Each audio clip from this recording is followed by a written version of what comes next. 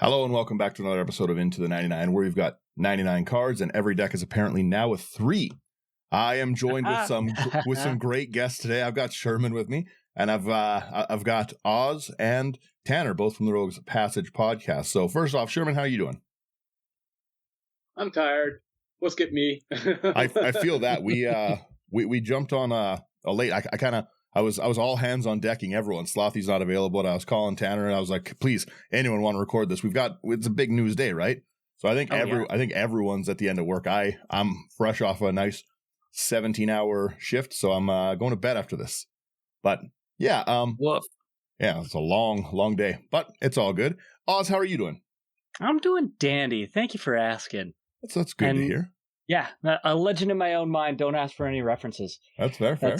I like that. And how about yourself, Tanner? I'm doing well. Yeah, I was excited to talk about this. We were the news came out, and I was contacting the boys, and it was just like, hey, we got to get on this. And then you call me, and the hype is real. It was cool that they gave us a bit of a warning that this was coming too. Yeah, a little bit of we were talking about it for a week before this, and there's lots to talk about. There is a lot to talk about. Before we even get into this, a big topic. We're going to try get through a bunch of it. First and foremost, even before we do anything, where can people find your guys' stuff? The main place would be the YouTube channel, Rogues Passage. You can find the audio podcast on any podcast player type catcher, Spotify, Apple Music. But we're YouTube based. Come find us on YouTube. We have a link tree in the description for all of our socials and merch and whatever, come find us. Perfect. Lots of cool gameplay stuff too. You guys edit very, very nice gameplay. Well, thank you. Yeah, so definitely check it out. I've had some pretty fun, silly games. One of the silliest games I played for a while was when Oz wanted to play a high powered one, and he played. He had a Realm Razor loop going with his Asika kind of deck, and he was rolling out some mean stuff. It was pretty cool. No, I was actually that deck usually gets a lot of hate, and so to play it with you there, Dan, and you to just be like, this is awesome and fun, was a breath of fresh air on it, and so I super enjoyed it. Well, it was so funny that you had that Realm Razor, you had a Realm Razor loop in it, and then I was playing a deck that's just a land destruction deck. So let me tell you, we weren't playing low bracket stuff. Nope. There's the one of the cards that's on the thing, the Gentanax's Core Augur there as well, that to get rid of people's hands and just all sorts of mean things. I've got a lot of decks in general that have some high bracket stuff. But one really quick thing I just wanted to say, if you guys want any of these cards kind of that are on these new bracket systems and any of the stuff that's about to get unbanned, because it's all getting unbanned, let's go. Go to housecards.ca, promo code IT99. You're going to get a great discount there. Put your new decks that you're building for these bracket systems, obviously, in AI Armor sleeves. If you like what we're doing, support all of us, like, share, subscribe on our stuff. Go over, subscribe to Rogues Passage. They're great. Very, very fun group. And with that, let's jump into today's announcement. So, all right. I'll read a little bit about kind of just we're on the general announcement. So it says, number one, I expect for many players nothing's going to change, which is kind of the basis of this. If you don't like the bracket system, you don't have to change anything, which is nice. Right? It says, however, Commander's grown as a fixture at game stores and big events. We want to create a common language to help people find well-paired games. And a lot of games people aren't being honest. I've been adamant about that for a long time. Number two, the system, nor any system, can't stop people who are going to lie. People are just going to lie and pretend and try pub stomp. It's going to happen. And number three, this is the beta version of it. So before we even discuss what the brackets themselves are, this is just a beta version of the bracket system. They're going to try fix it. It's a lot to unpack, even with just this small kind of infographic that we got, right? So we'll go in a row and stuff. You wanna take away bracket one here, Sherman? Yeah, all right. So bracket one you have here is exhibition. Basically, it's for the ultra casual commander decks or anything that we would consider kind of janky. Okay, so winning's not the primary goal here. it's more about showing off and having fun. This is something that I really like personally, you know, like, cause like me playing something like my Song Tribal deck, which will never win, has a chance in this kind of field, in this bracket, compared to playing against a regular deck, right? So under the deck building section they have here, basically it says no cards from a Game Changers list, which we will go over later on, okay? No intentional 2-card infinite combos, no mass land denial, so like land destruction or, you know, stacks pieces, stuff like that, or no extra turns, and some tutors, or like tutors should be sparse. So they're not counting land tutors or fetches, okay? Like actual tutors, like demonic tutor, diabolic tutor, things like that. But yeah, that's basically bracket 1, which is nice and simple. Okay. I like it. Yeah. Tanner, you take us with bracket 2. All right, I'll take bracket 2. It's the core is what they're calling it. The average current pre-constructed deck power level, which I mean average. There is some outliers, right? There is some that they've made that are pretty spicy, but for the most part, what you would see out of a regular pre-con deck that you can buy off the shelf. It also says no mass land denial, like no heavy resource denial, no chaining extra turns, no 2-card infinite combos, nothing off the Game Changers list. It also allows for a few tutors, but it is, I would say, I guess the best description I've heard is kind of like if you, let's say you have just a regular bulk-ish with some higher power stuff here and there, and you just grabbed and built a deck out of what was around you, you know, just like what you had adjacent to your desk, you could probably build a power 2 or a bracket 2 pretty easy. Yeah. I kind of want to just like say, like, I dislike their, and again, it's a beta. We can't say for sure how good things are or aren't going to be. I just dislike their few tutors. Like, what is a few tutors, right? It's pretty subjective. I think they're trying to go with the spirit of it, but unless you're actually giving like a number, like I would say that there's not much of a difference between those two brackets. I kind of wanted to talk on those two before we move on. Like they used the number 3 for the Game Changers in the next bracket. I would have been maybe helpful just to peg like say 3 tutors at most or something. Yeah, something like that. Or define that. Or even in the first one, just generally no tutors. You know, like no. If you're playing a no tutor game, it's just kind of a basic silly game. That's like going to be your big like dinosaur decks where people just want to be silly kind of thing, right? I don't think many things are going to fall into this one category, and like pre-con to 1 is it's pretty rough, right? Like it's just not much of a thing, like not much of a difference. Like what do you guys think on it? I mean, especially with the power creep that has been going on with the pre-cons that have been happening, I don't even I don't know if a pre-con would even fit into a 2, to be completely honest. A lot of the pre-cons are pretty strong. Yeah. Yeah, I actually wanted to ask Sherman what your opinion of in regards to 1, because I think you've got 2 decks. I was telling Oz about these earlier, right? Your book deck, and then you've got your song deck, or like the song title deck. Yeah. And like these decks, your card selection was like primarily something to fit the theme. It wasn't based on like the power level, and it's also probably not focused on I need to win with this deck. That seems like a comfortable description for an exhibition deck, right? Like a bracket 1. Like I personally appreciate the fact that they have a separate bracket for Jank. I like that. Personally. Because like because of that I can literally expand and play more like theme decks or Jank decks that I want without feeling like I'm not contributing to the game, which has always been the biggest problem I have playing these decks, right? So like I have some Game Changers in these decks. Like in my Song Tribal deck, I have things like Cyclonic Rift. I have Force of Will, because they are names of songs, and that's what I base my deck around. Every single spell is a song title, right? So my trigger is I have to name the song artist, the album, what year it came out, blah, blah, blah, blah, blah, because my commander is a bard. So stuff like this, sure, I have game changers, but it's still a 1 because I have no real win con in the deck. My win con is hope that the rest of you guys kill each other and bring your life total so low I can actually swing in for the win. I've played it many times. I've never won.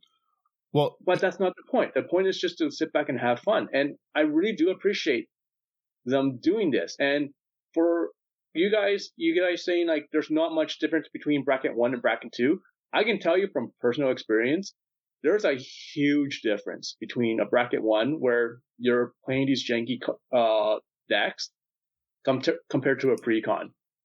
So it is something that I really do appreciate. Right. And I think one of the things that is to be noted on that is that we'd like to see that sort of difference, because there is a difference between the two, but we want to see that represented on the bracket system so that when people come to the table and they say, no, it's a 1, and there's no, to have that differentiation and distinction between the exhibition and the core.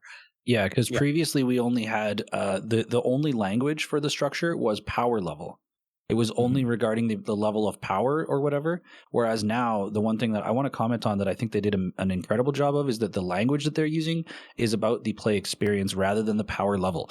It's about what kind of environment or social experience. And I like the fact that they put 1, 2, and 3 in like, this is your social stuff, and then 4 and 5 are your 2 like gloves off. And the fact that they're putting language, like descriptive language, and that it will only get better from here, right? We're going to get a lot of beta testing, a lot of opinions, and I think that in the end, it should, even to brand new players, they should understand, oh, that's what you're going for? Well, then I'm not going to play this deck because it provides something different. Something I think as well, like to expand on what Sherman was saying there, one of the things I like the most about how Sherman builds decks is he's always built these decks. Like, he loves a budget deck, but he's always built them to keep up with the people who are playing high power stuff, right? Which means that Sherman has to be sometimes not as silly as he wants to in his building style, because he needs that utility in the thing, right? Like something in a budget place that is going to fill 2 roles because you don't have those other pieces, right? So it would be, I think, actually a lot of fun to see, like, if you don't have to constantly try table police on a budget, it would be interesting to see like what people do with just like a silly deck, just something like I would say a bunch of my group hug decks are probably in this exhibition one, because I'm not really trying to win. I'm trying to make everyone else have like a good laugh, have fun. I'm not like trying to win. I'm just trying to be silly, right? So I think when you, I guess if you look at it that way, of like this is the spot for jank. If we look at an exhibition as like, this is self-expression where you don't have to go against the big bads of everything, right? Like, there's no smothering tithe in every deck it's not a heuristic study and everything, right? Then I think that is more like your popper, your budget, your silly decks. You're just like, I'm just trying to have fun with this, right? It's like it's the ultimate, like, have a drink with your friends at the end of a long week, play some silly shenanigan kind of decks, right? Yep. Totally. Whereas 2 kind of goes up into the like, okay, there's a little more of a focus theme. I can get behind that. Oz, you want number 3? Yeah, Oz, you want to take us into 3? Yeah, I'll take us into 3 there. So 3 is upgraded.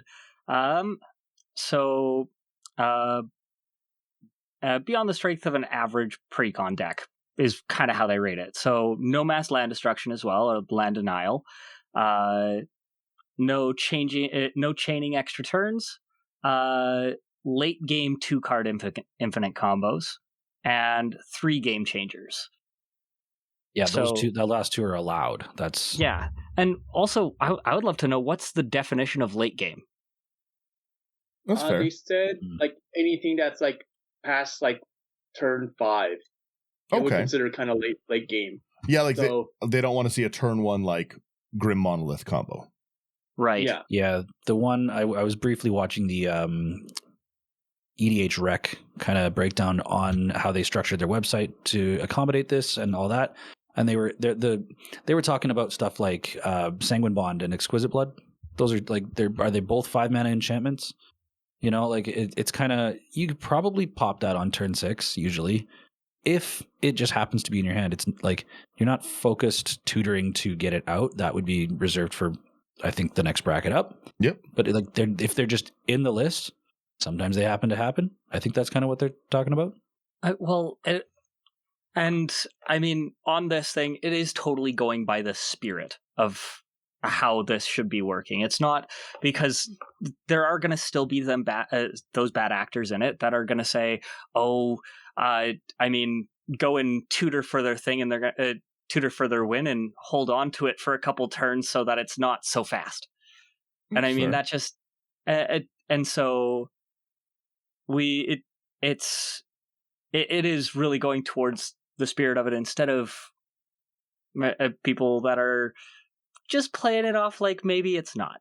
And so, I mean, it's going to be a balancing act for everything, but I think it's going to be a lot easier to go to a table and be like, no, we're going to play at a 3 instead of, and maybe get a little bit something better. I do realize that everybody's going to say that theirs is a 3 now, because 3 is the new 7. But yeah. I think too with it, right? Like you guys keep talking about the spirit and stuff, right? I think you have to deliberately go out of your way to try be honest about it, because like, for instance, one of my favorite decks right now is obviously Rigo. I never shut up about Rigo. Rigo is so fun to play, but I have a Rigo infect deck, and none of that is on this tier list, right? So like it technically would be fitting into like at a maximum of a 2, but I play it into like high power tables because it's just really fast. They're all 1 mana infect nonsense, right? So like I think you have to try be still honest about it, and not like I think a lot of people are going to be focused on specifically these game changers, right? Yeah. Where like be honest with yourself. If you're being annoying, you're being annoying. Like, sorry, take it away, Sherman. Oh, so I just want to say, like, they did try to address that, saying that, like, things like, even though like your deck might fit in bracket 1 or 2, if you went like balls to the wall and it's super optimized and everything, and you feel it should be a 4, then play it as a 4. Don't play it as a 1 or a 2. Once again, they're asking people to please be honest. If you're not going to be honest, fine. That's how you want to be. And you'll probably find that most people don't want to play with you, but they're saying like, hey, we know that this will, like, a lot of decks will fall in multiple categories. Just, they don't want someone to play like a bracket 4 against a bracket 1. Yeah. That's all they're asking. Well, I think that's a great way to look at it, as like every time you evaluate your own deck, that's the minimum, right? If I have a deck full of like Psych Rift, Smothering Tithe, Heuristic Studies, like things on this list, spoilers. But anyways, like these things on this list and stuff, then the minimum is going to be at this, like the higher power, right? Whereas, like you said, if you have, again, I've seen Sherman stomp me. But one of the hardest I think I've ever been beat is by like Sherman's Galadriel deck, $50 deck. And also I have I've got a very, very expensive like Angels deck. It's like one I consider like pseudo CEDH. It's so strong. And Brando from your guys' show, I was Googling if sleep is a real card. He hits me with a 4 mana sorcery that I'm still not over to this day. I still raise my blood pressure, put me to sleep, tap all my creatures and stun them. Are you nuts?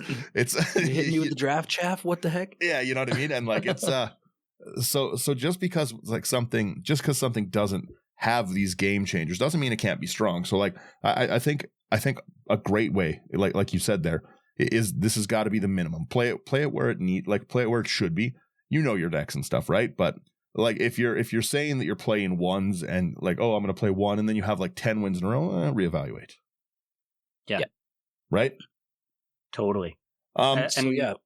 Oh, go ahead. I mean, on the flip side of that as well, and I don't want to advocate for people using a bunch of the game changers so that they can pop out this win. But if you're going for a strategy that is way out of left field, maybe you need a little bit of extra push so that you can actually make that strategy work. I personally have a deck that is a creatureless deck, and it plays, and the whole idea of it is to animate my land so that I can swing in for the win on it. Which, in order to play something creatureless, you need to have some things that you need to have a little bit more gas than what you normally would, because unfortunately you might just get beat the hell out of it in the first little bit and not be able to play. And so evaluate what strategy you're actually going for. If you're going for just straight up going for the win, then just evaluate accordingly. But if you've got a jank strategy that's not something that people will see, then once again, just evaluate accordingly. Yeah. I wanted. So I guess we haven't described the game changers yet. Well, one second, we haven't got 4 or 5 yet. Yeah, we haven't even gone through 4 or 5. So I want to say, number one, I love that they moved away from this idea that they were going to assign like essentially points to things, or like I didn't want the can lander kind of thing, you know. I don't mind looking at this list and being like, hey, these are like powerful cards, these are salt cards. Like, generally speaking, again, you can build whatever you want with this bracket list, and if your play group wants to play stuff, you don't have to change a thing. But I do like that there's like kind of a universal language. I like that they're like, some of these problems are cards. Like I want to cue the celebrate good time thing for one of the cards on the list. I've been a real vocal advocate for hating it. But that being said, all of the good things I hate 4 and 5. So I was going to take both of them. A big problem that everyone has right now is that like the CEDH is the boogeyman. So you have one strong deck and they're like, it's CEDH. I didn't know we were playing CEDH. I've had people tell me they didn't know we were playing CEDH when I raw cast a Omniscience with 10 mana. No rocks, not a single rock in sight. Right? Like, so I wish there was some distinction, because there's not. 4 optimized is high powered commander, time to go wild. No restrictions other than the ban list, and CEDH is high power with a very competitive and metagame focused mindset. No restrictions other than the ban list. There should be some. Again, I understand it's a beta, but like that's I feel that that's where the pub stomping happens, is because people, okay, I'm gonna play a 4, and then suddenly, well, I didn't think we were playing CEDH. I didn't think you were gonna food chain off and win the game, right? I think there should be some differentiation. Yeah, I wouldn't mind speaking on that, because I do feel like, I do consume a lot of CEDH content. I don't play it. We have had aspirations of like starting a new series on our YouTube channel. We've recorded some games, and they didn't really go well enough for us to put them out. But I do have like this draw to try CEDH as like a newbie, and like listening to a lot of content and figuring out like the world of CEDH, the mindset of CEDH. It's like the difference. There is a complete and total difference to going into your local FNM and going and playing in a regional qualifier, or playing at the Pro Tour, right? Like there's people that doesn't matter what you're playing, what cards they are, at all costs you just want to like put whatever in your deck you can to win. And everyone else at the table, like in CEDH, they're all on the same mindset, right? I don't think if you actually do have a table full of CEDH players, there's nobody that's salty about what you did, because we're all in agreement that we're playing the most high-powered available things, right? Now, I do agree with you with the fact that there will be people... I do want to jump in. That is, I've played a whole lot of CEDH events, and that's not true. Yeah, I mean, I've in more than one tournament event for CEDH had people storm away because I've made them furious. Well, yeah, that's unfortunate. I mean, if you are sitting down at a CEDH table, or like if it's, and I don't know, maybe this will help, because it actually does now define CEDH as you are focused on the metagame. It's not about your pet deck. It's not about what you think is powerful. It's about what's winning, right? It's about like just scoreboard. We're talking about the real meta, the real things that win tournaments consistently every weekend, and the people that play, that they are drawn to playing those decks because of their record, because of their track record, right? That's what a real CEDH mindset and like environment is like. And for like my Locust God deck, I know people have like said, oh, that's a CEDH deck or whatever. But it's like it wouldn't hang in the slightest against an entire table that's like hell-bent against interacting with everything you do, right? It usually overperforms because I'm not sitting at a CEDH table. And like I think this will help. I think, because there is high-powered decks. Like for like Gloves Off, high power, but it's not putting up results in the world CEDH scene. But like, so the only issue I have with that, my gripe, which still is the same, is that this isn't for like people who know that. This is for the average player to sit down and say like, I want to play a 4. And what stops me from saying that my net deck list of like whatever blue farm is popular at the time or whatever, what stops me from that? I didn't think it was CEDH. I thought we were playing optimized, right? It's the like, people are always going to be bad, but people also just don't honestly evaluate their decks and stuff, right? Like, it's just like, if I had $1 for every time someone told me a deck was a 7, I would have retired 10 years ago. Like, it's you know what I mean? Like, everything has been a 7 for ages, right? And so I don't think people are going to make that distinction. And right now, the saltiness that you see the most is from people getting pub stomped by what they consider CEDH. That's like every Reddit post, every Twitter thing is like, oh, like, I was trying to have a fun time, and then someone brought like a CEDH deck, and like not everyone understands that it's like, okay, like, this is like a CEDH meta and stuff like that, right? It's that's my only issue, is that like there's it is a niche. It is a hard niche.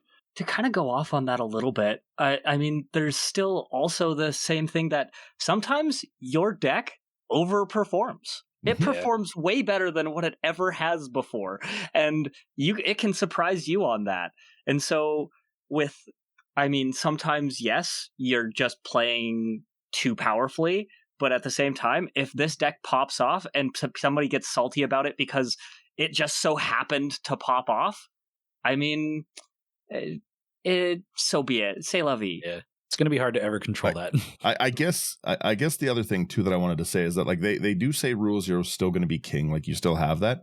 But I've always thought like just in general, I've always thought Rule 0 should really, really include an after game, like where you talk and just say like, hey, like, did everyone feel we were in like the same range and stuff like that? I think the after game is always going to be a better conversation than the pregame, because like what different people think are different power levels or different brackets is always going to be subjective. I'm always going to have a different opinion than Sherman or Slothy or Brian or anyone, right? So I always think the arena. The arena. Did you have fun? The smiley face or the friendly face. I love that. I hate this game.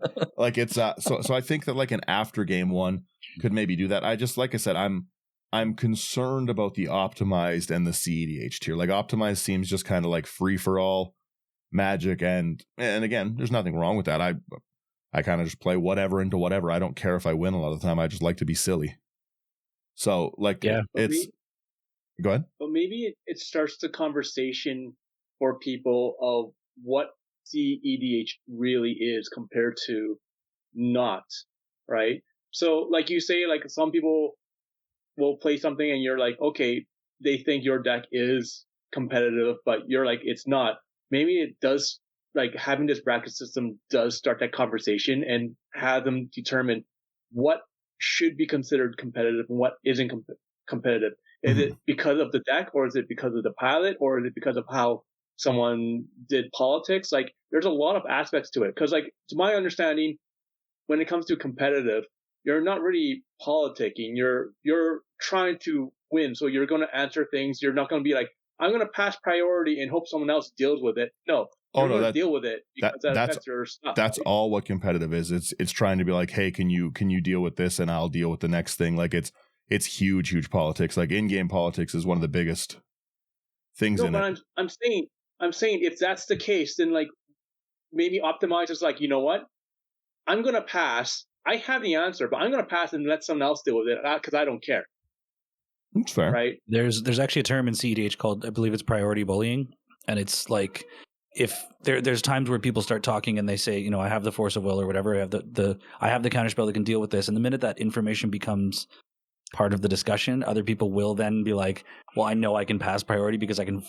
Otherwise, the game will end. I can force that counterspell out of their hand because they have to use it. Because if they pass priority, then the game's over.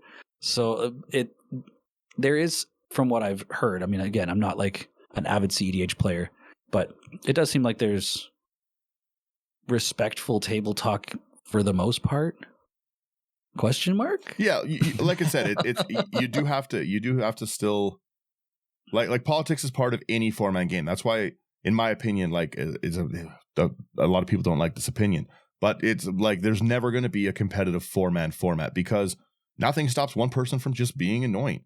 Nothing stops me from queuing into a CEDH tournament with a deck that has nothing but counterspells and just choosing to wreck Auz's game. Just nothing. It doesn't matter if I win or lose. I'm just going to ruin the first 3 games I get paired with. And you just pick a player and ruin it, right? Like there's a 4-man format can never be competitive because of that, because you can king make so easy. You can, Yes. you know what I mean? Okay, Tanner's in the middle of killing me. Well, I'm going to throw a tantrum and I'm going to kill Sherman's best creature. You know what I mean? I'm going to take Sherman is in the winning position. I'm getting knocked out. I'm gonna stop Sherman from winning and give it to someone else, right? It's never going to be a truly, in my opinion, competitive meta because of it. Like it's high power, it's fun, it's interactive, it's very flashy and stuff, but it's never going to be the same as a one-on-one, right? You're always going to have to talk to a table of 4 players. Like competitive EDH would never really work. Kind of the same way that EDH on Arena wouldn't work, right? Like it's so much of the game is that conversation that you just can't get by spamming the thanks button or the your go. Oh, that would be so toxic. Right? Someone needs to make a little soundboard or like a little thing to just put on the table in a physical game. Yeah, right. Like so, like Yorko. Like I said, I personally wish that there was a little more distinction between those two things because, again, like different people like different things, they want different things out of the game. But overall, I think the bracket system is not horrendous. I think that it's got more potential than any power level list ever has. Yeah, and I would encourage one thing that Gavin Verhey said, like if you care about this game and you care about the attempt that they're making to make it better for, I guess, the majority or like the large community. Mm-hmm. It is a beta, and when you beta test a video game or something like this, like give your feedback, like send it in. We should be like, we're content creators or whatever. It should be our obligation almost to, at very minimum, give our feedback. And I don't know when I'm going to do that. I kind of want to see a little bit like how it's received for a little bit before because I don't know. I feel like I could have suggestions, but I want to wait and see what's up. Well, like it's still new, right? Everyone's going to have like opinions. It's all going to be hot takes. This is terrible. This is great. I think it's great. I think it's a good start. Yeah. Mm-hmm. It's no, I feel like it's a good place for them to be boarding off of for it. It's a great start, and we should look at it more so at that way instead of being like, oh, I don't like this right off the hop. I mean, it's a beta. Got to start somewhere. Yeah, and I said this on our recent podcast episode where I was just like, hats off. Like they stopped themselves from releasing this too early because it was going to come out at Vegas MagicCon like last year, and they stopped themselves and they were like, no, like we literally have to let this cook for a bit, and we need to make sure that and it looks like they did good work because this is very different than what they originally unveiled. Yeah. You know, when they talked about the bracket system at first, it's transformed heavily from that time. And from what Daquan Watson was saying from Magic Mike's podcast, Power Dragon, he was saying that the group, I don't know if it's like 14 or whatever of them that is on the Commander format panel, but they do not all agree on this. They're actually like, there's 2 sides, and there's been a lot of trouble coming to consensus. So our feedback will help transform this to its final evolution. You know, we got to get to that Raichu. Yeah. Let's talk a little bit about what's on this game changers list. I actually don't hate the majority of it. I get it. Yeah. Right? Like it's I'll jump us into our white. So for white we have Drannith Magistrate, and I'm going to kind of talk on each of the cards as we get there. I've never seen anyone enjoy playing Drannith Magistrate. I don't even think Dean enjoys Drannith Magistrate, and Dean's the king of stacks. Like it's just like it sucks. It's a card that like specifically hates everyone out. Yeah, it dies to removal, but then again, someone has to remove it. Someone has to. It's just such an obnoxious piece. Again, I think that Drannith is a great thing to get out of like a casual game in general. Yeah, I believe that it was a card that was developed for a format without a command zone. Yep. Again, Enlightened Tutor is another one on the white game changers. It's probably one of the ones I find the least annoying on the list, but a lot of people tend to use the other tutors that get anything, so I don't see Enlightened as big of a deal. Sarah Sanctum. I also don't like that they put the lands into the color pile. That kind of. Oh yeah, I sorted by color, and I think the lands are at the bottom. Well, that's smarter. Yeah. I'm just on the Magic page. But so they've got Sarah Sanctum. I also don't think Sarah Sanctum was a big problem because it's not really an affordable piece. Yeah, it's very, very expensive, right? Yeah, I don't think you see Sarah Sanctum in a very. Again, it's a monster card if it hits the table, right? And budget shouldn't dictate what people can and can't play. So I don't think Sarah Sanctum is bad. To me, it just seems odd compared to what it could be. Smothering Tithe, of course. It's so many people, like they treat it like it's a religious experience. Like it's like they're going to be like punished in hellfire if they don't run Smothering Tithe in decks. You see it in everything. It's like insta sold out when it hits the case. I like the limiting of some of these cards because like I've talked ad nauseum about how I hate seeing like deck lists that are like 30 lands, a commander, 45 staples, and then like it's just like, okay, here's like 10 other like cards. I really, really like seeing Smothering Tithe on that list because it's just overplayed. I don't think it's I don't think it's overpowered. It's powerful, but I never pay it anyways. You can have a treasure token. But just for me, it's in every deck. I see it all the time, and there's so many cards. I like a little variety. And then the last one is Trouble in Pairs, which I never really see played very often. I don't know if other metas see it. Like, do you guys see it very often? I don't think I've ever seen it played. I've played it in different decks and everything. It's so strong. It's crazy. It deserves to be here. That's fair. Yeah, it is kind of the Ristic study almost. It's of course it's not as good as Ristic study, but it does a really good impression in white, which is something white needed for a long time. So it gets a lot of play. The thing is, it's fairly new, right? It's 2024. Yeah, from Markup Manor. Yeah, so maybe that has some reason why, Smothering Tithe came out in Guilds of Ravnica or whatever, right? So that was many, many years ago. It's probably just the amount in circulation and the amount of its popularity compared to Trouble in Pairs. Trouble in Pairs was only in a commander deck, I think. Yeah, but Trouble in Pairs overperforms every single time once it gets late game. Yeah, because it's like anytime you draw your second card or cast a second spell or whatever, it just goes off every single time. So you can have 0 cards in hand and you pass, and it comes back to your turn, you have a full mitt again. It's crazy. That's fair. Yep, it deserves to be on the list. Generates a ton of value. Fair. It's so good. One thing that I will say for white, at least, that I think was a glaring oversight that should be on the list is Teferi's Protection. You know what? I wouldn't disagree with that. Yeah. Yeah.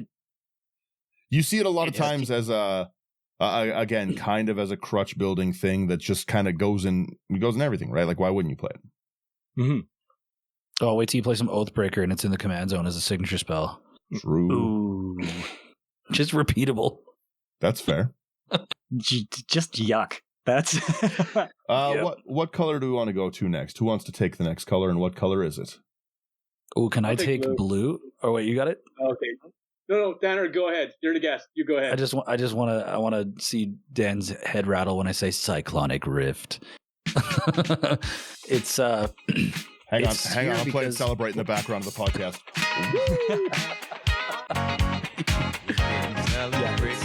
You ain't copyright striking YouTube. You gotta trust me. I hate that song I love the song. I hate Cyclonic Rift. Woo! It's bring me back. Bring it out of every deck. It's horrible. 3 spots isn't enough. It's not bad. I don't usually mind a Cyc Rift if it just lands the win, but when it turns the game back to like the Shahrazad or whatever, let's just start over from the beginning, guys. It's real annoying. I hate the card. Nothing in Magic does as much for that mana cost with the different modes at instant. I hate it. Get it out of here. Yeah, a bracket. I would bracket like to 1 say, and 2 for life. When I started playing Magic in about 2017 with Amonkhet, I remember getting onto the Command Zone podcast and everything, listening there. Expropriate seemed like it was the boogeyman at the time. everybody was talking about Expropriate. It was a very, very expensive card at the time. It never really, I don't know, I didn't really see it a whole lot, but yeah, I mean, it's crazy. It's 9 mana and it gives you a lot of value, like just crushing weight of value. Yeah. So yeah, deserves to be on the list. Expropriate's pretty, because it's a lot of time it's 3 of whatever your best permanent is or multiple spells, and it's always in like every Storm deck that's available. Ugh. Yeah, I mean, thankfully the game would be over at that point, right? All of my friends play it out. They make me be the bad guy. Oh no. We got Fierce Guardianship on here. Wait, actually, funny enough, I'm noticing that the Deflecting Swat is not in the red category. Fierce Guardianship and Deflecting Swat were kind of the 2, and Deadly Rollick of that cycle that were really buck wild oppressive. Mm-hmm. Fierce Guardianship and Force of Will sitting here. Makes sense. They're they're both free counterspells. Fierce Guardianship has a gate though, right? Like you have to, it's not free all the time.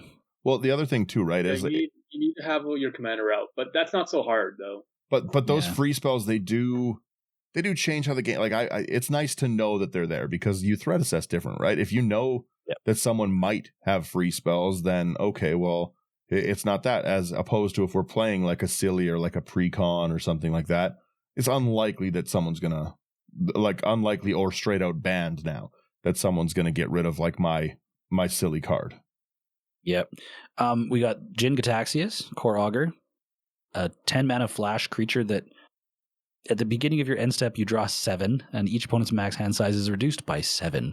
It's absolutely toxic to play against. A lot of the Praetors can be, but yeah, Jin Gataxias and Vorinclex I think are the worst offenders of that. Misty Tutor's on here. Rhystic Study, obviously. Thassa's Oracle. You know, like Thassa's Oracle, I get it. Mm-hmm. It's kind of like, it's not as big of a boogeyman as people think it is, unless it's with like the Demonic Consultation or whatever, like combo. Right? It's like, otherwise does it ever really get used unless it's being used in like the total draw your deck and finish kind of way? I guess, yeah. Like I think a lot of the problem with it is that it's that trigger, right? Like if you can't counter it, removal is not enough. True. Yeah, and then to finish it off, we got Urza, Lord High Artificer, which I love that card. I love the design of that card. I think it's I respect and love the fact that it is like really scary. But yeah, it's been catching some flack. It's too powerful. You can't play low power Urza. It doesn't exist.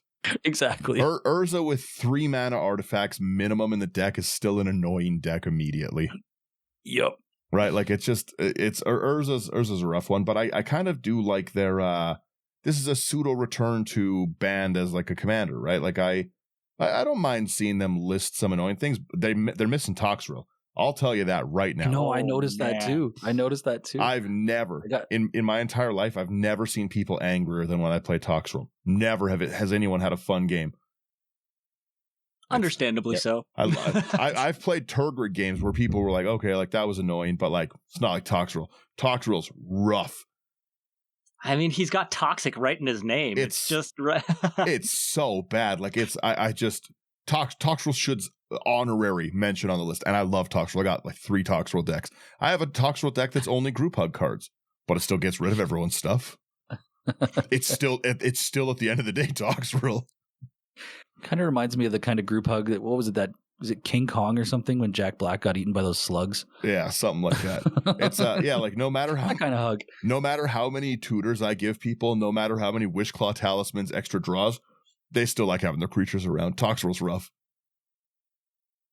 All right, on to black. Yeah, who wants to take black here? Sure. Yeah, we'll jump into black.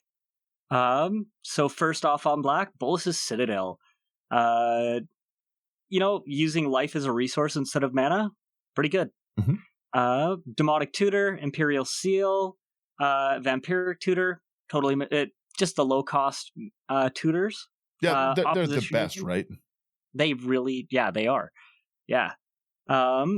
Opposition Agent. I mean, I don't see it get played very often, but when it does, it hurts. I have never seen anyone cast an Opposition Agent unless I'm going to get land. And then people go and take it. Like I keep a hand. Cruel. I keep a hand because I'm like, you know what? I got this turn 2 far seek. I'm good. I'm going to fix it. And they're like, nah, no, you don't. And then I sit and do nothing but seethe for the game. I hate op agents so badly. Yeah, we were just talking about this before we got on the call here. I have a couple of them in my collection just from opening booster packs, and I've never actually sleeved one up and had the pleasure of playing with it, and I've never been gotten by it. So as much of a boogeyman as I know that it is, I've just not encountered it really in my experience. But yeah, buddy, it's Oz, you were telling me about this situation with this other card, right? I've actually have a friend who plays Malirum, I believe it is. Mm-hmm. And so mono black 3-mana commander that at the beginning of your upkeep, instead of drawing, nobody has draw step anymore. They tutor. You tutor, you detutor and lose 3 life. But the first thing that he's going and tutoring for is an opposition agent. So for the rest of the game, he's tutoring and you're losing 3 life. So yeah. it can be highly oppressive, just given the right environment. I said, I see it in response, like I see it in response to me trying to Terramorphic Expanse. I'm just trying to get a basic land, man. Please. I play with animals. That's just spiteful. I think they're rude. Doing it just against you, Dan, because we know you better. It's my brother. He thinks it's funny. I mean, to be fair, it kind of is. Oh, it hurts me deeply. Fair. Really quickly, they've said that they're going to do some unbannings in April. So yeah. I wonder if Hull Breacher makes it back into this blue section of the list as a higher one. Yeah. I honestly never Free really the Breacher. Yeah, I never really had problems with Hull Breacher. Generally speaking, it's kind of like with Leovold, right? Like I didn't have problems with Leovold as a commander. I understand that it can be like annoying in like wheel decks and stuff like that, but the tables tend to police themselves, right? You might get one game of that, and then everyone's going to gang up on you all night. You still have to play the game, right? Like it's so I'm interested in seeing specifically. I would love Leovold because they got such a nice box topper art. Oh, so good. But I'd like to see if Hull Breacher makes it back onto this list of that because of it. Yeah.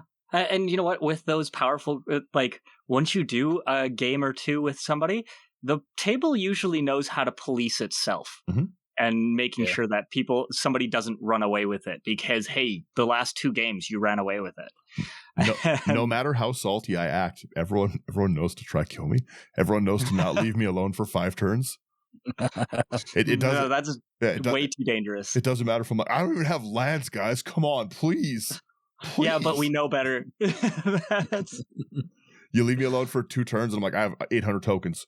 What happened? Where did they come from? Do you swing with them? No. They're there to impose fear. Exactly. These are my friends. So, the last 2 that we have on here, so we got Tirgrid, God of Fright. I think that totally makes sense. And then Ad Nauseam. I mean, when you see someone throw down an Ad Nauseam, it's usually going for the win. It's very combo intensive. Yeah, like it's you're digging hard. Absolutely. Yeah. Yeah. Turgid is whenever an opponent stacks a non-token permanent or discards a permanent card, you just put it onto the battlefield. Yeah, Turgid's annoying. Yeah. Card's insane. I remember when that got printed. That was Kaldheim. A lot of people forget that the back of Turgid is a castable card and an infinite mana sink. Oh, yeah. Yeah. You can... and it gets brutal if you use it correctly there, too. Turgid's not fun. I do actually love that design, though, when they came in with taking like legendary creatures or whatever and having something else on the back where like multiple copies of drawing that legend in formats where you can play multiple of them, that it would actually allow you to like be able to get a castable card off the backside too. It was cool design. But yeah, Turgid, what the heck were they thinking? I love the I love the ability for them, like the Bergie and like Bergie's horn, those kind of things. Like Harnfell or whatever. Yeah, they're just like really, really fun extra utility. But yeah, like Turgid, no one hits the table and everyone's like, woo, Oh, Turgid's out. Let's go, guys. It's not a Howling Mine. Yeah. My Turgid deck had a Howling Mine. I needed people to draw more cards to discard. Font of Mythos, Howling Mine. I'm trying to group hug here, guys. Yeah, that's what that is. Yep. Oh, it was never fun. It was never fun. I guess we could probably do red and green together. Yeah, Sherman, you take our red and green here. Green together. Short. All right. Let's start with red. We have Jessica's Will. So, yeah, that kind of, whenever it came out, that was kind of obvious. It was so strong. It was powerhouse. So, yeah, powerhouse. Underworld Reach. Same thing, man. Like, it's an enchantment, so already not many people run enough enchantment hate, let alone anything else. Yeah. Yeah, it's still Underworld Reach is still probably one of the best reasons to play red in CEDH kind of thing, right? Like what it allows for, the dirty combo lines. And I mean, even Modern is having a serious issue right now with Grinding Station Underworld Breach with Mox Opal back in the format. Yeah, because you mill yourself and then you. People are like, this might be too good. Underworld Breach is just going to be broken forever. The thing too is that even if it's not broken, even at like let's give people the goodwill gesture, right, and say that they're not being annoying, is really long turns. It's you know what I mean. It's like, let me get rid of this. I'm gonna cast this. It's long turns. I get it. Like we get it. You have 30 cards in your graveyard. You want to do it 10 times. Just pass the turn, bro. Yeah, so true. Let me die or just pass the turn. Yeah. And I mean, talking about the unbans, probably seeing Dockside get put back into this list. Mm-hmm. More maybe likely. Who knows? The other thing too is that like we've said, just because something is on a game changer doesn't mean you're not going to be able to convince. I have successfully convinced every play group so far that I have met, including at events, to let me play Primeval Titan in my Lumber deck. No one has been like, yeah, I only have basic lands in there. It's how you're using cards, right? Like if I'm trying to Prime Titan out a Cabal Coffers, you know, people are going to be a little more skeptical of me being like, oh, let me get my giant mana combo. But again, it's just being silly. The same thing. I would never like say like, nah, Sherman, you have to play your Bard deck in tier 4. Grow up. You know what I mean? Like it's because I know the deck, right? Like if you're able to explain things away, then sure. And I didn't think Dockside, like if you're playing just like a Goblin deck and you're like, I just have a Dockside in here because it's, you know, but when it's like I have Dockside, Deadeye, infinite mana, you die. All right. Like it's a lot of it is how you use things, I think. Totally. You'll still be able to, again, I play with so many not legal commanders. I think I have like over 15 like just straight not legal commander decks in any way, shape, or form. So yeah, meeting you guys and like that has inspired me to actually build them. Like actually just build them instead of just talking about them, right? Like I feel like I've got more. I'm currently building Rainbow Dash. Love it. Like the Brony card. Yeah, it's like I said, just at the end of the day, talk to your play group and stuff. If you can articulate why you're not going to be annoying, people generally will let you do it.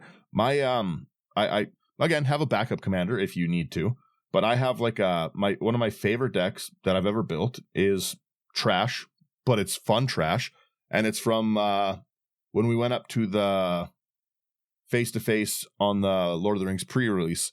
Brian bought a bunch of boxes, and I was like, hey, can I build a deck out of these boxes? And I just built a halfling deck with like Meridoc and Rosie. And I was like, I'm going to illegally pair these. And it's not a very good deck. I think like the only, like there was a Delighted Halfling that I bought for the deck. And other than that, there's nothing good in the deck. It's just really fun. And if people don't want me to play it, I'll play Samwise, but it's a cool deck. It's a fun theory, right? Yeah. That's the end of it. So game changers aside, like still talk to your group, but a lot of these deserve to be here and stuff. Oh yeah. Sherman, I'll let you continue, please. All right, so we're going to continue on with green because red only had 2 cards.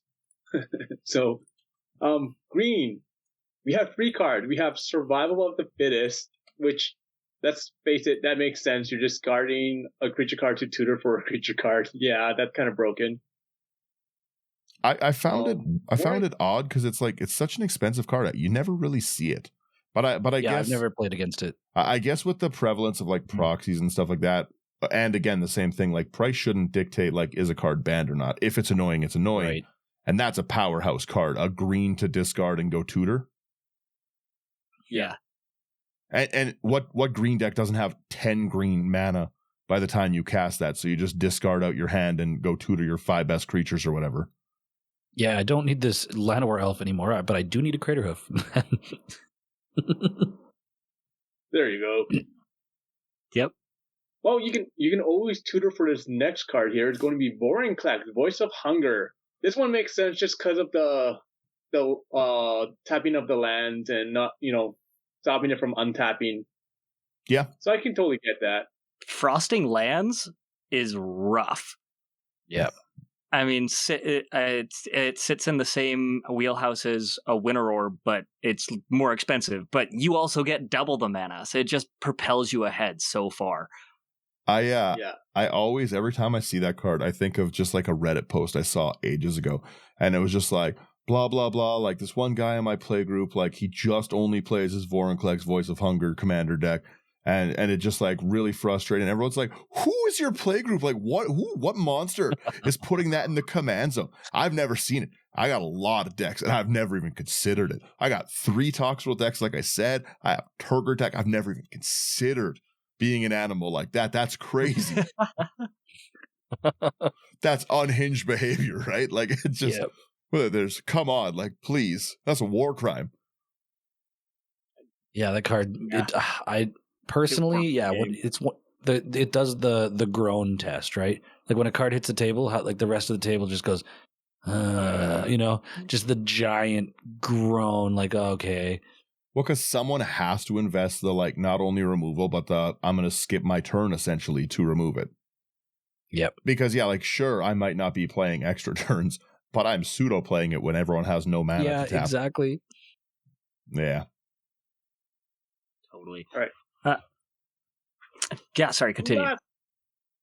Last green card, I think this one's pretty obvious, is Gaia's Cradle. Mm-hmm. Yeah. The house might be a land, but it definitely changes a game in your favor completely. Yeah, 100%.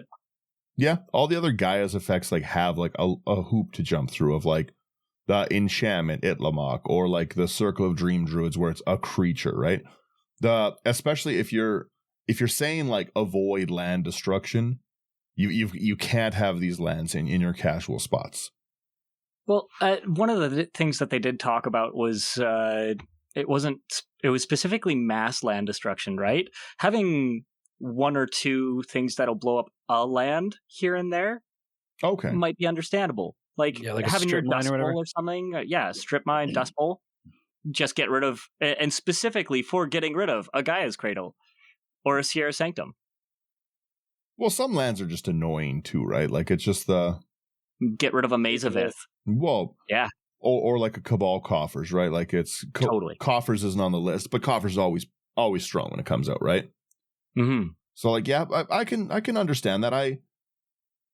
They seem a little light on the red and the green, but I can't really, like, without investing a bunch of time, I can't really think of many things. I think, like you said, Deflecting Swat could have been a good contender because that is a strong card. Yeah.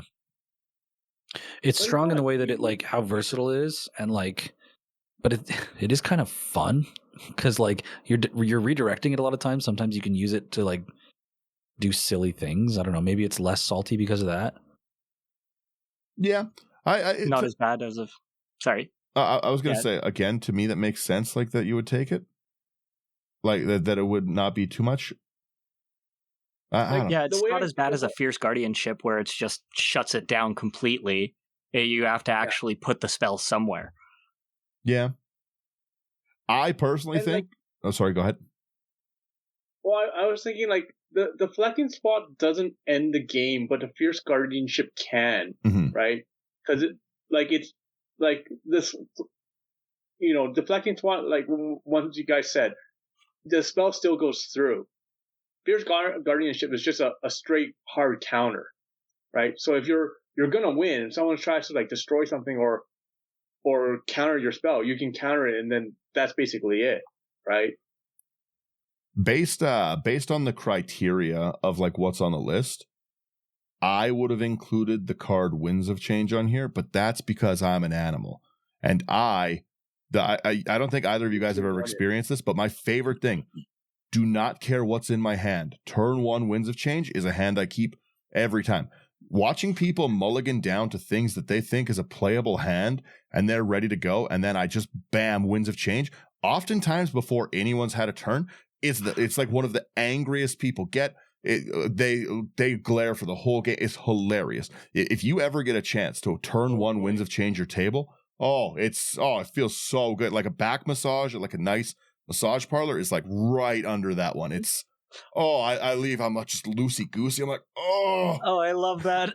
I feel again, like I said, it's you see people discard like good things, like they're throwing away cultivates, Llanowar Elves, Soul Rings, and I'm like, oh no, sorry guys.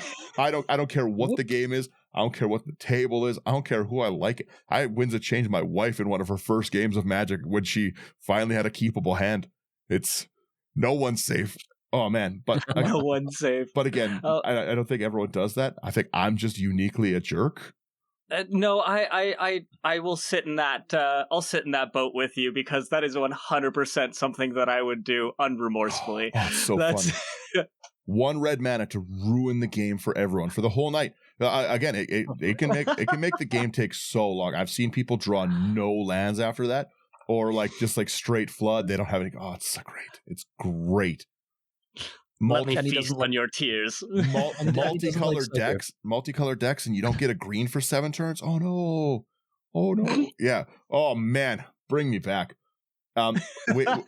We've got 2 more sections to go here. So we have multicolor. Multicolor is essentially only commanders that are kind of on their watch list, high power. I'll rip through them. Kinnan, powerhouse, always. Yeah. Yuriko. I don't mind Yuriko as much, but Yuriko is it's always a fast game, right? Like it does what it does. It's pretty hard to shut down the ninjutsu for people. It avoids command attacks, so like it's good. The avoiding command attacks thing has to be the saltiest part about it, right? Yeah, Derevi's the same, but like it doesn't hit me for 13 mana, pretty like damage pretty easy. You know, like Yuriko's strong. Especially in a 2-headed giant, she comes out swinging hard. Yeah. And so that's... Winota, I've never seen a not powerhouse Winota deck. Like it's like an aggro competitive style deck where you just like hit like a truck. At best, it's always an optimized deck. Yeah, caught some bans in competitive formats. It's ridiculous. It's my kind of card, though. I love that card. As they said in the stream, Grand Arbiter Augustin. I mean, yeah, totally. You can't make a fun Grand Arbiter Augustin deck. Yeah, exactly. This is my fun. Like I only have like Sakashima, Spark Double. Like, why are you guys upset? I have a friend who plays a Grand Arbiter Augustine deck, and I want him to hear this. And it's true. That's a rough one. That's like that one's hard to justify, and I'm pretty convincing. I'm a pretty convincing speaker, especially in person. I'm real joyful, you know. I'm like, oh, it's gonna be a great time. Nah, that's a rough one.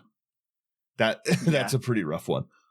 And then we've got some artifacts. What were you gonna say? Well, one thing that I would honestly, and even though I have this deck, and it's probably not it probably isn't optimized. I would say just because of the wording of it, it words itself a lot like the Praetors. Just sell a Blade of Gold Knight. Yeah.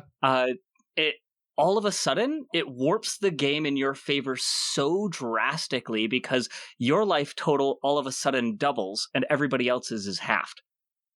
Yeah. Not in that wording, but that's how I mean it's double damage, effectively double damage to everybody else and half damage to you. Your life total just doubled. Everybody else is just halved immediately. Yeah. I would say they did a pretty good job with like the saltiest commanders that people see. Like I said, like Urza, I don't think there's a more deserving card to be kind of limited than Urza. Urza's never been welcome at a low power table. Right? No. So like again, I think this is decent framework. let's who wants to take the colorless away, and we'll go through that one here. I'll take it. Sure. So we've got a bunch of fast mana, Chrome Mox, Mox Diamond, Mana Vault. Grim Monolith is a very expensive card, but it's also, I mean, it's only 2 to put it down, and it taps for 3. It's mana positive. I think they're just kind of like it's well known that these are cards that enable the type of play style that you would expect to be in the higher brackets, right? And it's infinite. Heavily. I kind of like the way. At first, I was like, game changers. Why are they calling them game changers? But it is descriptive. Like they really warp the game when they come down. The One Ring is one of those cards that, man, I remember hearing them talk about how they had this card templated up completely differently, and then like last minute they were like, this card's got to be good. It's the One Ring, and they just like punched the power up, and it's just I think it was getting close to 65% or 70% of all modern decks were running the One Ring before they banned it, which it was so far past the level of ubiquity that they would normally ban a card for. Well, and in a commander game, its effect is negligent. It doesn't matter. Yeah, I mean, in a modern format or like a constructed format like that, you can. The worst thing they did was not make it restricted, because you could just play another one on top to reset the counters because of the legend rule. So it was totally abused there. I think it's fine in Commander, right? But it is like hot pocket, like powerful. Well, right? There's not it the deserves to be here. There's not the downside, right? Like losing 10 life in Commander is nothing. Who cares? Yeah, you have much more life. You have, I don't know. I've died with it in my hand because I was like, I think I have another turn to live, right? And like you hold, and then by the turn you come around, you're dead. But I've also used it to save me on that critical turn. I think it's definitely, it deserves to be here, but I don't know. Even just playing it early just so that you can have the card draw, it's still worth it. It enables so much, right? Like you said, the card draw, the protection from everything until your next turn is a monster effect. Yeah. And then we've got Trinisphere, which is a card that is very annoying. Very, very annoying. It makes everything cost, or wait, it says if it's untapped, each spell that would cost less than 3 costs 3 to cast. So it just is a tax on all cheap spells or free spells. Well, it's so often abused in decks that can tap it, right? Yeah. Like Malira, like Urza, those kind of things. Like the things where a lot of these cards they're good, but they can be pushed into another problem, right? And a lot of times when people are running them, they are doing that. Or they're just playing stacks. They're just mean to the table. Yeah. Stacks or prison, right? Just like the type of play. I think you have to be a little bit more of like a mature Magic player to enjoy being locked out of a game. And it's reserved for, I think, those higher tiers where people are, they've understood the fact that you're taking the gloves off and you might just get completely locked out from doing anything. Nah, brother, not with Dean. Not with Dean. It's reserved for whoever sits at the table with him. I love playing with Dean, but man, he hurts me with those locks. Dean's a great example of why you need to run removal. Yep. Yeah, and then we got some lands to finish it off. Who wants the lands? I think we've been doing the lands the whole time. I'll take the last ones that are in here.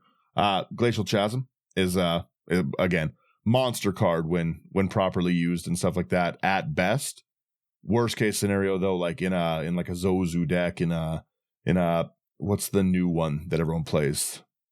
The new Rakdos one. Emery has it. Slothy has it. The Lord of Pain. Those style decks, right, where you can kind of negate all damage. Generally speaking, we don't really play a lot of land destruction in Commander even before this. So those are really hard to get rid of. And then Tabernacle, like again, it's a very expensive card, but it's so obnoxious to play. Like everyone has to pay like 1 per creature or they're destroyed is an extremely rough ability to actually try get around. Yeah, and then we got Ancient Tomb to finish it off. Oh yeah, an Ancient Tomb on there too. Which again, it's essentially I'm fast now. Yeah, it's like a Soul Ring in the land slot, and it does a fairly negligible amount of damage to you over the course of the game. Yeah, 2 damage is nothing. So we got 40 cards on this initial list, and I think that logically, I think the list will grow a bit. I think that everyone's going to suggest other things that need to be on the list. That'll probably be the biggest evolution that happens in the first 6 months. Mm-hmm. They did say that one of the things that I wanted to bring up was kind of cool in regards to Scryfall, EDH Rec, Moxfield, Architect. They all knew about this beforehand. They had prior knowledge so that they could develop their websites to be ready to go immediately when they announced this. So today I went right away and checked Smothering Tithe on Scryfall, and it shows that it's in that category. EDH Rec will actually show you what bracket you're in based on your deck list and stuff. And I know that whatever they have to do to refine that to be the most accurate representation of what's going on will be the primary thing. But I think it's really cool that they rolled this out with all of the large websites. Is Architect, you said, it'll tell you the bracket you're in? I don't know if it shows that at the top, next to the salt level or something or whatever, right? Let me go take a look at this. Yeah, right on Architect it says estimated commander bracket 3 for my my Oathbreaker deck that I put together here just recently. Once again, that's based on criteria. You should still if you feel that your deck is really, really well optimized and whatnot, it's not gonna be a 1 or a 2. It's probably gonna be a 3 or a 4. Let's still be logical here, right? Don't be a jerk. I like this estimated commander bracket 3 for my Shadrix deck. I could see that. Yeah, so this was the big thing, having Wizards of the Coast WotC support for all of this. It's kind of incredible that they have it as a tool of reference that is actually backed up by the tools that we use online, rather than just this ethereal thing that people talk about that nobody could agree on, right? With the power 1 through 10. I love this. I love that there's foundational reference points that people can use. And they can use these digital aids to help figure out where their deck is at. I like that. As long as it works. It's estimating all my Rigo decks at a 1. Let's go. Oh, no. Let me see. This is... It's broken. Oh, my God, it's broken. My Kenrith deck, my extra turns Kenrith deck, not my expensive one. All right, that's fair. My expensive one is estimated 4 or 5. I could respect that. That's a very, very cool integration. It is very nice that they...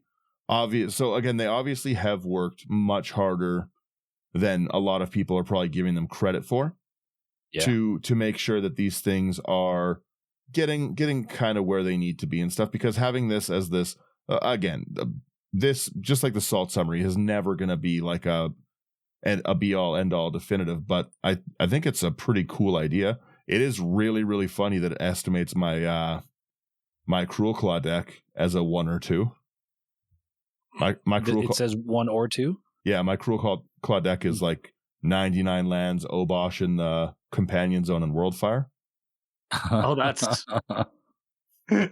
I'll tell you right now, that's no 1 or 2.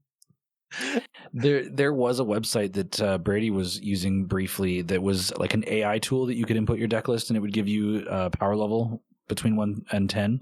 Yeah. And the thing is, how can it know? The Magic the Gathering is such a complicated game. It's not reading the cards, right? It's just working off of general heuristics and inputs that people have put in. But yeah, your Worldfire and Obosh,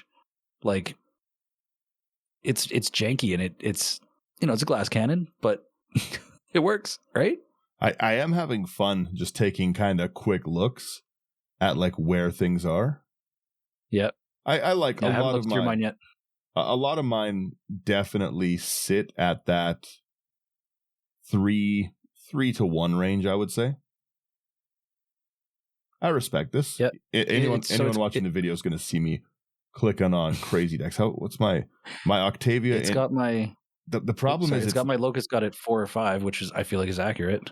That's fair. It is not accurately taking into account Infect, because I've run 2 Infect decks so far, 2 straight Infect decks, and it's put them both at a 1, and they're both annoying. Once again, this is still beta, right? Yep. Mm-hmm. I mean, that's fair. I should be reasonable with that. Estimated bracket 3. Yeah, it's not terrible. Now, sometimes I think that if it's saying that it's like estimated 4, it might just be counting that you have north of 3 What's it put game Toxrill? changer cards. It puts Toxrill at 3. Yeah. Let's go. Oh, this is very interesting. If you for anyone looking at the video and stuff really quickly, in the card there's actually like a little diamond in the corner of anything that is game changer? Considered game changer. Game changers. So I this can, is on Architect? Yeah, I can very easily see that Bola Citadel is 1, Mana Volt is 1, and then do I have any other ones in here? No. Yeah, I like that. Oh, I see. Little yellow diamond on the top corner, gold. Very, very easy to pick out like what is or is not. I like that. I respect that. I love it. I think that they like having the support of the general like web page, like the digital deck list community right off the rip. Like it took a bigger organization to roll it out like this, right? The Commander rules committee prior to this I don't think they were equipped to do something of this size, right? Well, exactly, right? They didn't have that support, and this is across the board, just from the get-go. This is how it is. It just shows me how much that Wizards is trying to show everyone that they do care. They do want this to succeed, because like for them to coordinate with so many people and groups and organizations and all that stuff, like it's a big undertaking, right? And for every single one of them to keep this under wraps is really, really hard. Yeah, I mean, they used EDHREC to like for data, like the salt scores and stuff, and with like the ubiquity of certain cards. I know that they were actually on their video, they were looking at the like Smothering Tithe. It came out the gate. Smothering Tithe was in like 40% of all decks on EDHREC that could play it, like, but it has gone down to 25%. Yeah. So they have the video, but they also have the article on them explaining everything with all the pictures and everything on EDHREC. So like they explain all the brackets and everything, but they actually show the data like for like how like they for the game changers, like I think it was 40% of decks use 0 game changers on average. And then like even if you went up to like one or was it one game changer? What was it? Let me look at here. One game changer, that brings it up to like close to like 50 or like a little bit over 60% of all the decks on EDHREC. Yeah. So it kind of shows you where they came to the conclusion of 3 game changers and why they say like at this point in time, this is where most decks will fall under. Anything past that is bracket 4 for optimize or CEDH for bracket 5. Honestly, I'm a very big fan of this in summary with that salt score. Like I think it's nice. It's helpful. The Gavin Verhey made a point of saying that. He's like, this isn't like, it's not the Bible or whatever, right? It's not like this is how it is. It's like this is a tool, and you and your play group and the people around you can choose to use it. But if people are looking for a tool, like something to help with matchmaking, this is a foundational tool that people can use. Well, so I think, bravo. The thing is too, like I'm already seeing like some decks that I already know that like my infect decks are not welcome at a table 1, right? The same with like Campbell, like the what's the card's name?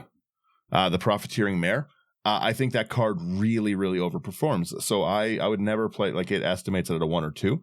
I would never play it into a 1 or 2 because I've just found that it does a lot because of its token doubling, right?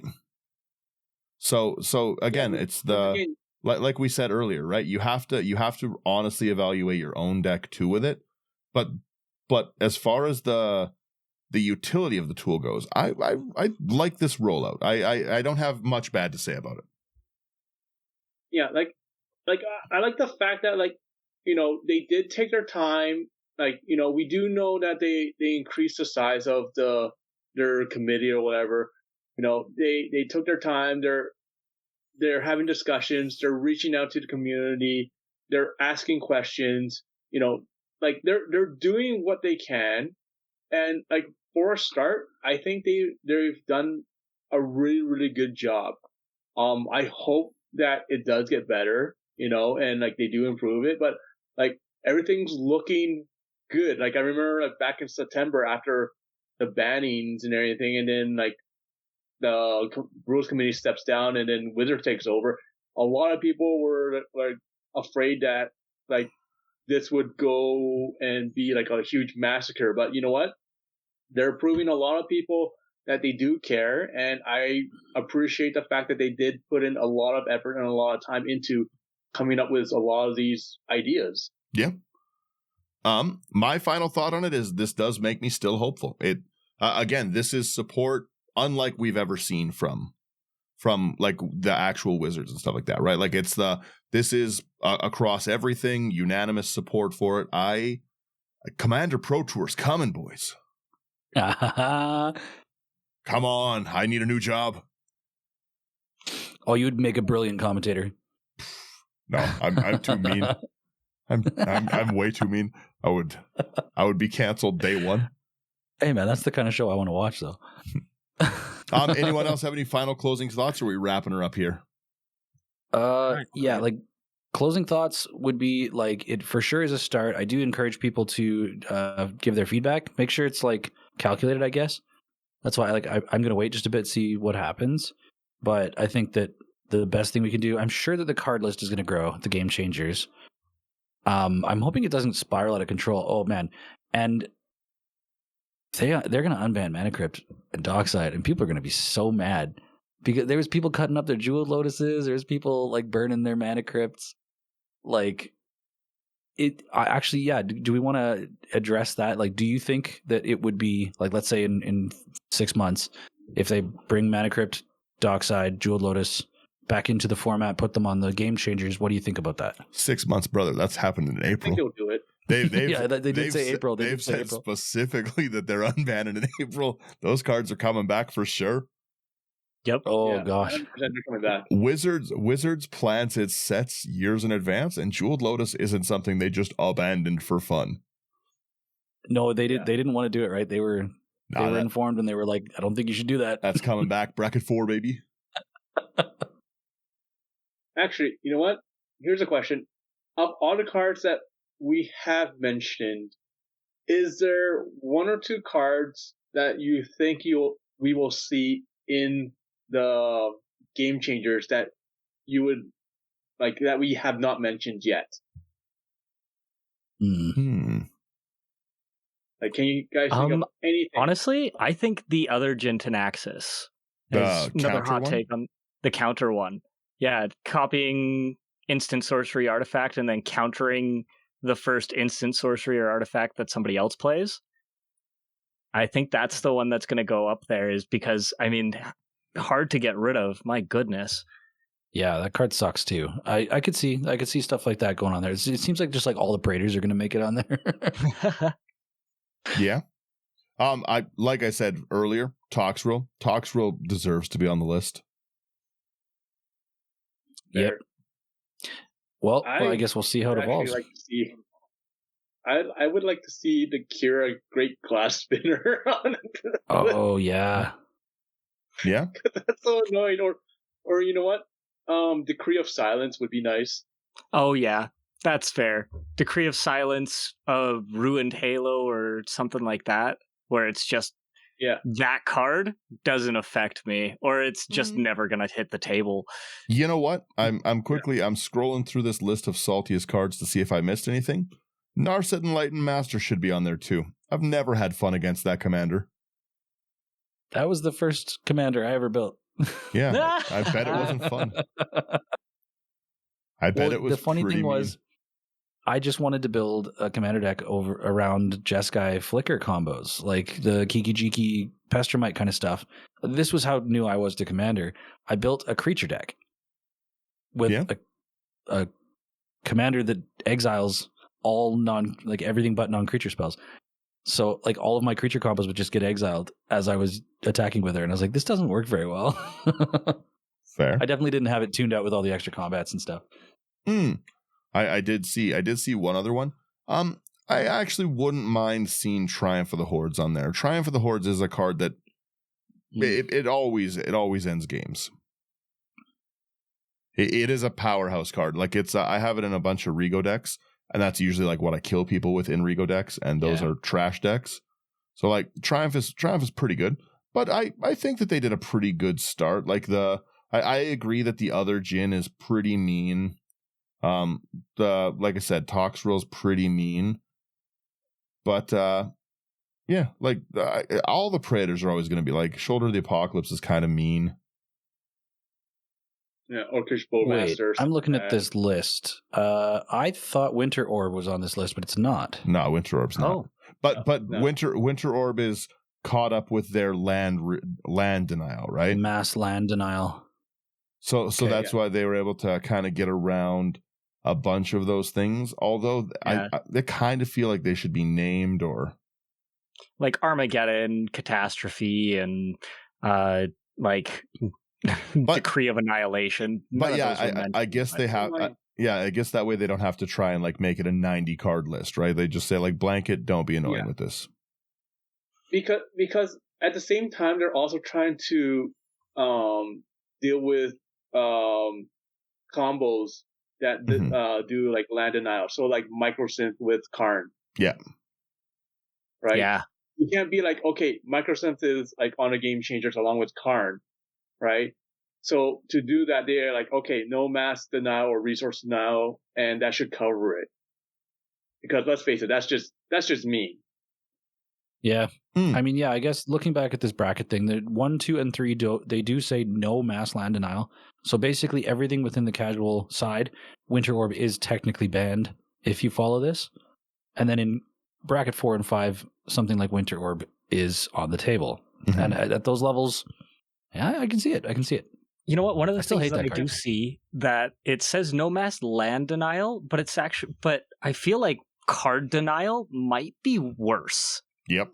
Of just like it. I know that like Realm Razor and that sort of thing, getting rid of lands is something that people don't like. But if I play a Sire of Insanity instead, where at the beginning of each end step everybody discards their hand, that's way worse.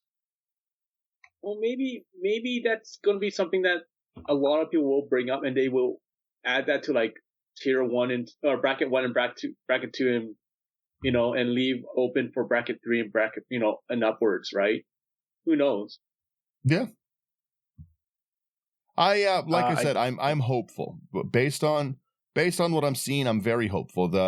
I love to hate on the rules committee because I'm not a big fan of the rules committee in general, but I'm hopeful. This wasn't horrendous. If I have a question to close it out, does this change how you build your decks or play currently in any way? No, I build like an idiot. Everything I build is bracket 1. I got no time for all those cards now. Sherman, do you think it'll change how you build decks? No, I already like I've convinced my play group for the most part already to avoid like infinite combos, just because it's for obvious reasons. We already avoid doing things like putting in Cyclonic Rift unless there's a certain reason why, and for the most part, most of us try to build more on budget anyways now. So like none of this affects us. It literally comes down to the fact that we're already doing this, and now that we have the support of Magic to like be like, hey, you know what, like do it this way, like we're already going that direction. It's not really going to affect us because we're already doing that. So yeah, I love the idea of saying I want to play some ones, just some silly stuff. Yeah, you're a bit of an exhibitionist. Yeah. Exactly. Reveal the hand. Well, I mean, here's hoping everything's going to go well. Like, thanks for having us. I definitely was excited to talk about this. I was thinking about it all day at work. Yeah. Thank you guys for jumping on. Thank you. Of course. Let me, bam, hit the outro music. Thank you guys for getting through this ramble. I want to know what people think about the brackets. Like, let me know. Send us Instagram messages, comments, anything like that. What do you guys think? Should other things be on this list? Is there too much? Did they, like, what do you think of the list? Like I said, I think it's pretty balanced. I think all of us are fairly optimistic, but maybe you hate it. Maybe you think that it's wrong. Maybe you think Cyclonic Rift should be in all the games and we aren't friends. Who knows, right? Like, share, subscribe. It really, really does help us out. It's a great way to support us. Go above and beyond that. And go to Patreon, come build decks with us. Very, very cool place, very, very cool patrons. And then above that, even more, go like Rogue's Passage. They're great. They're just great fans of the show. They've always been fun. We've been to lots of events with them. They're personal friends of ours. Like, they're wonderful people. So definitely go support them. houseofcards.ca, promo code IT99 for any of the cards you want that are coming off the ban list. And brother, they're coming off. Get your Jeweled Lotuses now. With that promo code, please, come on, I need this. And then also AI armor sleeves for anything like that. They've got really cool new sliver ones, and I must have them because I have like 5 sliver decks. And that's it. I let people have a little bit of music. We say goodbye, and thank you all for being here with us. And thank you guys for recording so late at night with us. Oh, of course. I was going to say, hey, if you do get another batch of those AI armor sleeves, I want some. They're great. I will nag AI armor. I do need more. AI armor, send me guild sleeves. He's ordering them all for himself. Yeah. I gotta make too many decks. You can't have too many decks without sleeves. Bye-bye. True. All right, later. Bye. Bye.